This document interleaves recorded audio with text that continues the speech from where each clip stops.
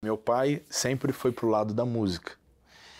E eu não ia pro lado da música, apesar de gostar. E o futebol começou a me encantar. Eu costumo dizer, quem nunca sonhou em ser um jogador de futebol? Eu gostava e desde pequeno meu pai me incentivava, me levava para treinar, me levava para as escolinhas. E com 9 anos de idade eu comecei a treinar no bairro. Então eu comecei a treinar a escolinha e aí os técnicos começaram a observar, falando, não, esse rapaz tem futuro.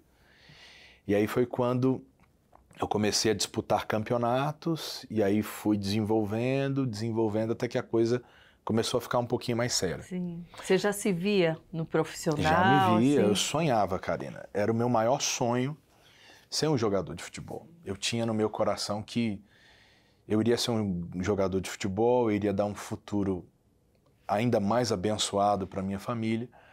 Só que o que aconteceu?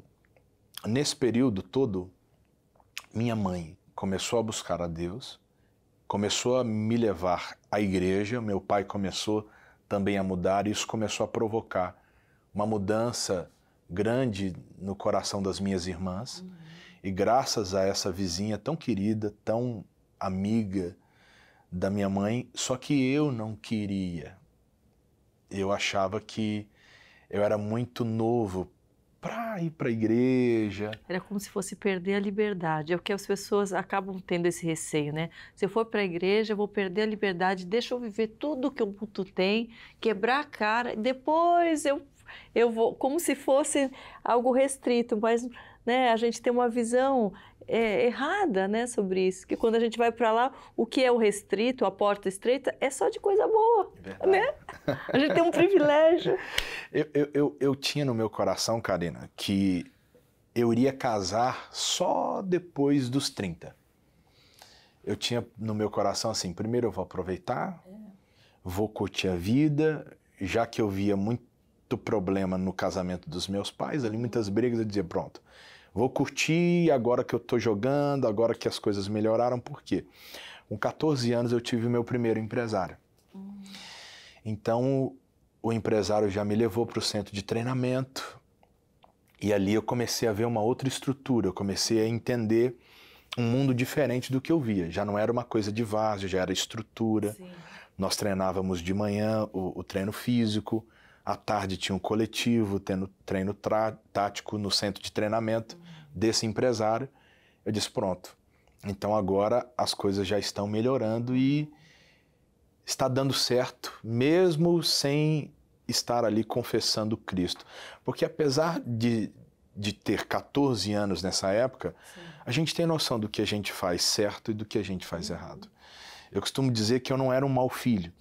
Sim. Eu não era um filho ruim. Dentro da minha casa, eu respeitava os meus pais, eu respeitava minha mãe, mas quando eu estava com os meus amigos, era outra coisa. Sim. Ali eu queria sair, eu já comecei a beber muito cedo. E a questão da bebida é tão interessante porque a gente pensa assim, bom, eu vou beber para descontrair. E você acaba ficando refém. Sim.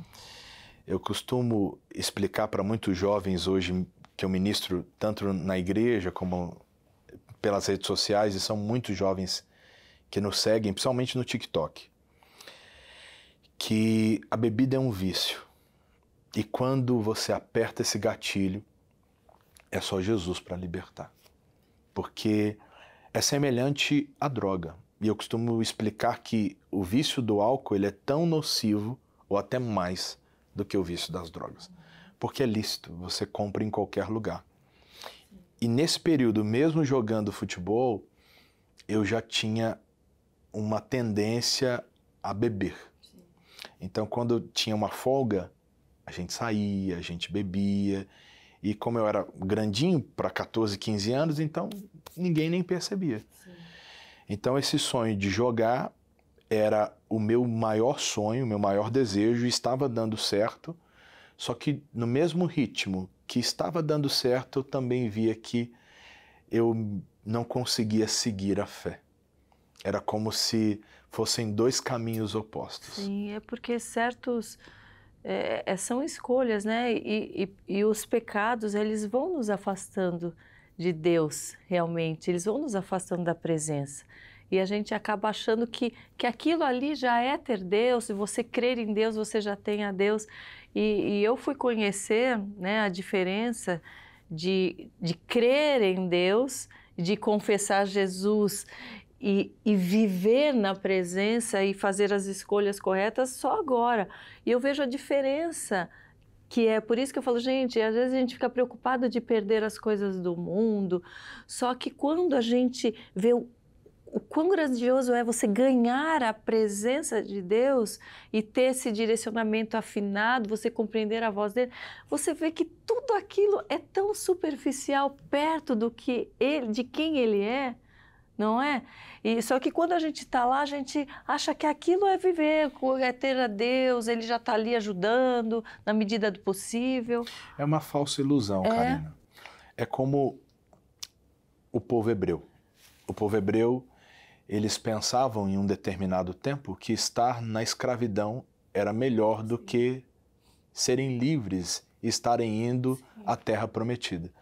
Então essa ilusão, essa falsa ilusão que gera dentro de nós que estaremos sendo privados das coisas que realmente são boas. Sim. E não é isso. É o oposto. E aí, o que acontecia comigo?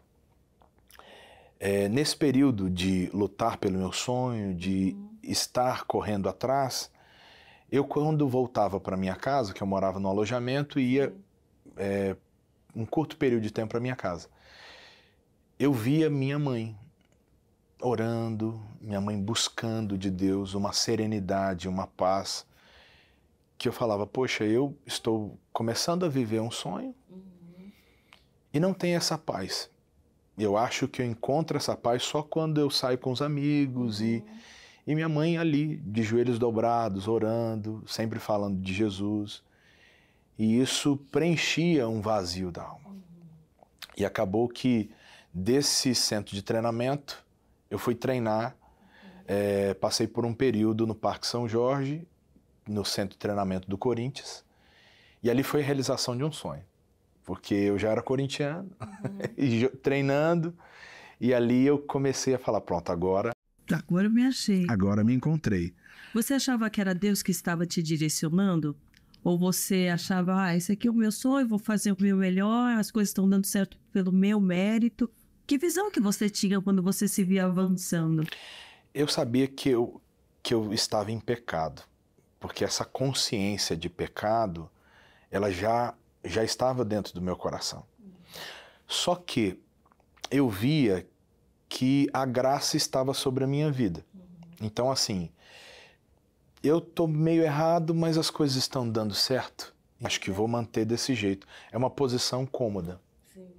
Só que aí a gente volta, como eu te falei, minha mãe foi saindo do morro, meu pai foi crescendo, só que minha mãe dizia, tinha um tio que orava.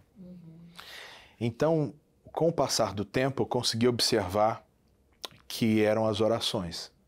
Eram as orações, as intercessões que foram me levando. E também, assim, havia um empenho também da minha parte. Eu treinava, eu me esforçava. Eu queria muito aquilo para a minha vida. Eu queria muito ser um jogador de futebol, eu queria muito, sabe, ser famoso. Na época eu tinha esse desejo, eu tinha essa ambição. E acabava que era um mix, né? Porque você é jovem, você está empolgado e você está indo. Só quando eu comecei a treinar no Corinthians, o dia a dia, eu comecei a sentir uma solidão que eu não sentia anteriormente. Comecei a sentir falta dos meus pais, que eles já moravam no interior de São Paulo, eu já estava na capital.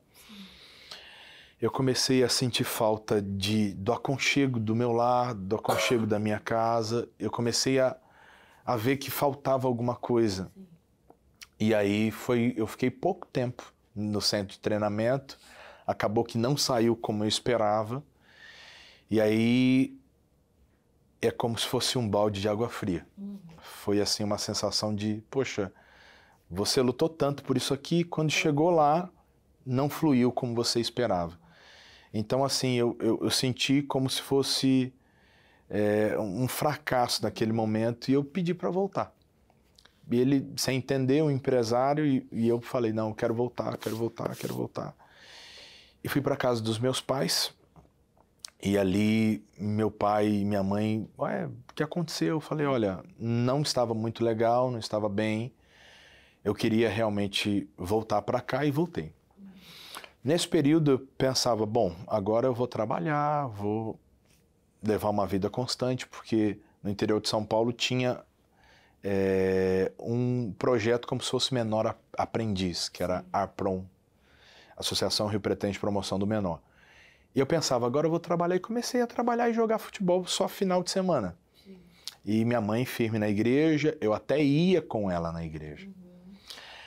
Mas se você me perguntasse, você se lembra de algum culto, de algum sermão, de alguma palavra, eu vou falar para você, Karina, eu não me lembro do sermão todo. Mas de uma coisa eu sei, valeu a pena. Mesmo sem entender, mesmo minha mãe pegando pelo braço dizendo vamos, assim, valeu a pena ter ido. Sim. Porque aquilo foi começando a montar um temor no meu coração, mesmo sem perceber.